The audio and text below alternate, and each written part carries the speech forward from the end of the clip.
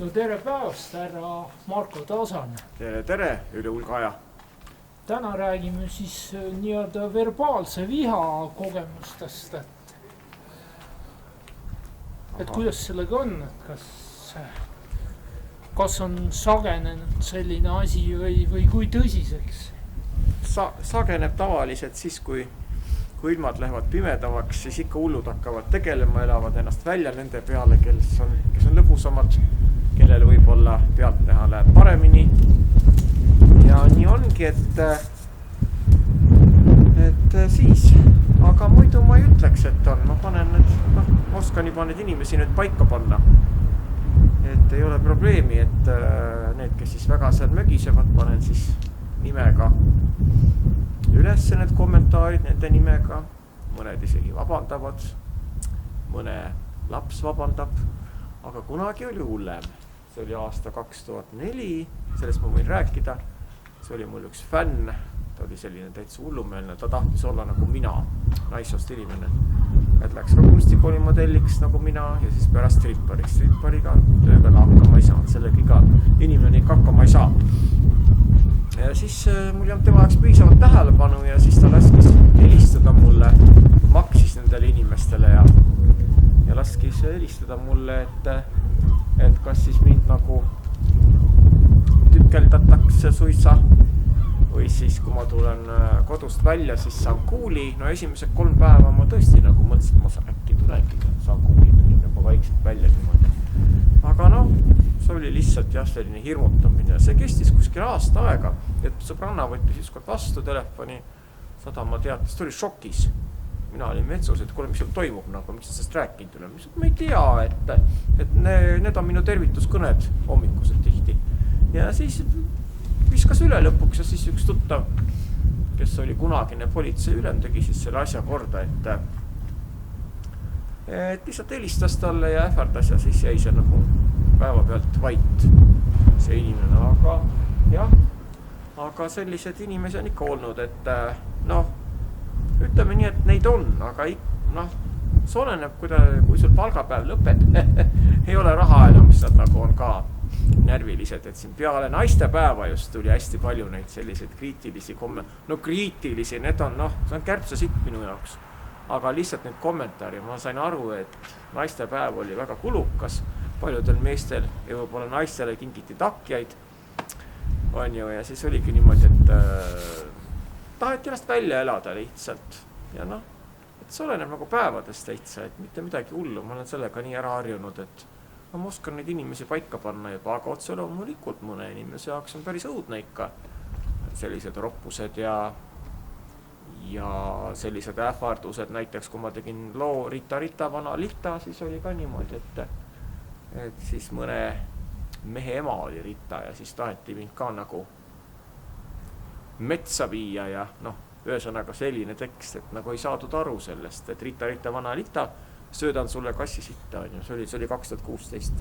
Et see oli ka niimoodi, et tulid nagu sellised kirjad, aga muidu on nagu edasi arenenud kõik, et ei ole enam.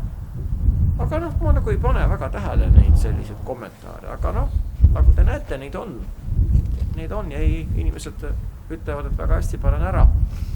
Et et tegelikult ratte, kui mul oli vanasti, siis ma ei osanud nagu väga vastata ikkagi, läksin nagu keema. Aga kui nüüd võtta seda, et eks kunagi ole ikka sellised olnud ka, et ikka täitsa nagu on tahetud ära tappa, siis mul on paar telefoni, et need inimesed tahavad raha ja siis need inimesed lihtsalt otsitakse ülesse, sellega läheb pisut aega ja siis nad tehakse natukene vaiksemaks lihtsalt, et sellised asju on ka olnud. Ma ei ütle need inimeste nimesid, need ei ole mul isegi telefonis, aga mul on nad kuskil paberi peal kirjas 2 inimest, kes tegelevad sellega. Et ma ise nagu, ma ei hakka enda käsi nagu selleks määrima, aga kui ma väga vihaseks võin pääda, ega ma olen võimeline lajatama küll, siis mul tuleb tohutu jõud. Aga need on ebaintelligentsed inimesed, et just nüüd oli mul näide, kui üks neiu siin, neiu mingi naine, tal on nii palju vigu oli seal kirjas, mulja, ja tähed olid kõik nagu valesti kirjutatud ja see oli lihtsalt, ma ei tea, ja inimene tuleb mind õpetama. Tahtis mind vait panna minu enda kontol. Mõnes, et see ei ole, see on minu liivakast. See ei ole sinu liivakast. Jää parem vait. Ja siis ta jäi vait. Aga üldiselt ma nagu ei võta neid väga tõsiselt enam, sellepärast, et ma ju ulatun raamidest välja ja paljudel ei lähe, aga inimesed on harjunud minuga juba.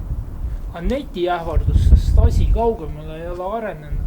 Ei, see oligi 2004-2005, kui siis see fänn nii-öelda laskis helistada. Et need olid ikkagi telefonikõned, see on juba midagi muud. Et esimesed päevad muidugi mõtled, et kui sa tuled toast välja, äkki saadki kuuli, aga kunagi ei tea. See inimene oli ju hullumaja kandidaat tegelikult. Aga kas sa oled nagu aru saanud, et kas tehakse neid kõnesid, kas on tegemist haigete inimestega või purjus või... Purjus on need inimesed olid temasse toona armunud. Ja ta kasutas lihtsalt ära, et mind armukadetaks teha. Siis ta isegi abiellus ühe mehega ja saatis mulle pulmapildiks. Pulmapildid, ostis kleidi ja lihtsalt minu jaoks ma naersin nagu seda. Aga lihtsalt, et oli üks inimene, kes oli minusse nagu nii kiindunud, see oli see street reidi ajal, armus ära minusse, üks Leena. See selleks. Sa vist isegi mäletad teda, aga ta tahtis mind nagu nii armu kadetaks ajada, et lihtsalt jah, et isegi seal abiellus. Ja siis see inimene ka, kellega ta abiellus, tema ka nagu minuga siis nagu märatses telefoni teel ja isegi nägin teda kaugelt. Aga need olid nagu telefoni teemad just, et mitte midagi muud, aga ikkagi see on natuke ebamugav. See on natuke ebamugav sõnaga, kui sind ikkagi niimoodi jah, et seal olid siis varjatud numbrid, seal olid mitte varjatud numbrid olid. Et nüüd näiteks mul ei saagi enam varjatud helistada, mul on tehtud niimoodi. Aga neid oleks muidu veel, ma arvan, sellised lolle kõnesid. Et minu jaoks jah, et nagu minu jaoks on see nii tavaline värk juba, et aga see ei ole meeldiv jah, aga 90-ndatel ikka siin oli jah, kui sul siin varastati midagi ära ja siis niimoodi ähvardati ja, aga praegu nagu õnneks mitte. Aga nüüd sul läheb hästi, ma saan aru, et see... mis mõttes hästi, õnneks jah. Tööd on ja... Ei, tööd võiks alati rohkem olla. Tegema. Eks need võiks alati rohkem olla, aga ma saan hakkama selles mõttes, et tähendab, et midagi minus ikkagi on. Et 26 aastat ma olen ju laval olnud, eks ole nii-öelda ja 26 aastat, 99 alustasin. Et ikkagi nagu et ma saan hakkama sellega, mida ma teen, show on ju. Ma ei ela rikkalt, on ju niimoodi, kuigi ma paistan rikas välja, aga lihtsalt ma saan hakkama sellega, et ma ei ole mingisugune professionaalne muusik. Aga tegelikult mul on palju rohkem tööd näiteks kui sellel professionaalsel muusikul, kes on saanud näiteks 10 aastat tagasi EMA gala auhinnad. Need tal seal vedelevad seal tolmu sees, et minul on isegi rohkem tööd kui temal. Et jah, et tänapäeval sa pead olema pidevalt nagu olemas meedias. Et see pask, mis sealt tuleb, see läheb kõik kogu aeg nagu tšiuh. Et rahvas unustab väga kiiresti. Ka minu mälu on läinud uimaseks, kuna net kogu aeg, informatsioon tuleb peale, on ju. Vanasti sa võisid teha seal 30 aastat tagasi ühe loo, sa võisid olla üks kord seal õhtule esikanel, üks kord aastas ja sinust räägiti terve aasta. Aga nüüd sa pead olema pidevalt kuskil tegutsema. Et see ei ole lihtne. See ei ole lihtne, aga me saame hakkama kuidagi. Jah. Aitäh, staaril on kindlasti kiire. Ei, ma olen lihtsalt sööma. Ja, aga kõige kaunist teile. Kena kevadet. Aitäh.